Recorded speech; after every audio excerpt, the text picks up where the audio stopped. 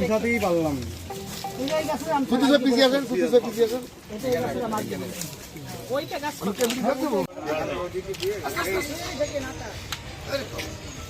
আমরা চুয়াডাঙ্গায় আজকে আনুষ্ঠানিকভাবে আম সংগ্রহ কার্যক্রমের উদ্বোধন করলাম। আপনারা সবাই জানেন যে আমাদের চুয়াডাঙ্গায় আম উৎপাদনের লক্ষ্যমাত্রা হচ্ছে 32,000 মেট্রিক টন। তবে এই 32,000 মেট্রিক টন আম শুধু উৎপাদন করলেই হবে না, এই আমটি বিষমুক্ত এবং স্বাস্থ্যের জন্য নিরাপদ কিনা সেটা আমরা নিশ্চিত করার চেষ্টা করছি।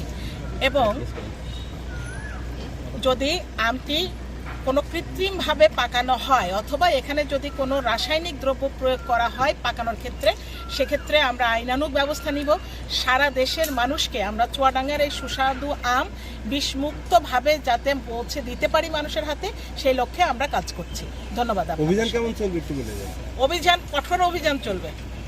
যদি আম বিষযুক্ত হয় সেক্ষেত্রে আমাদের ভোক্তা অধিকার আইন আছে, নিরাপদ খাদ্য আইন আছে, কৃষি বিপণন আইন আছে, এমনকি পেনাল কোডেরও কিছু ধারা আছে যেটা দিয়ে আমরা এই বিষমুক্ত অর্থাৎ বিষযুক্ত অনিরাপদ খাদ্যের ক্ষেত্রে আমরা আইন প্রয়োগ করতে পারি। আমরা সে সকল আইনে আমরা মোবাইল কোর্ট পরিচালনা করব এবং যারা এই আমে বিষ যুক্ত করার চেষ্টা করবে, অর্থাৎ আমে যদি কোনো কৃত্রিম কেমিক্যাল দিয়ে আম তারা পাকানোর চেষ্টা করে, তাহলে তাদের বিরুদ্ধে আমরা সংশ্লিষ্ট আইনে কঠোর ব্যবস্থা গ্রহণ করব।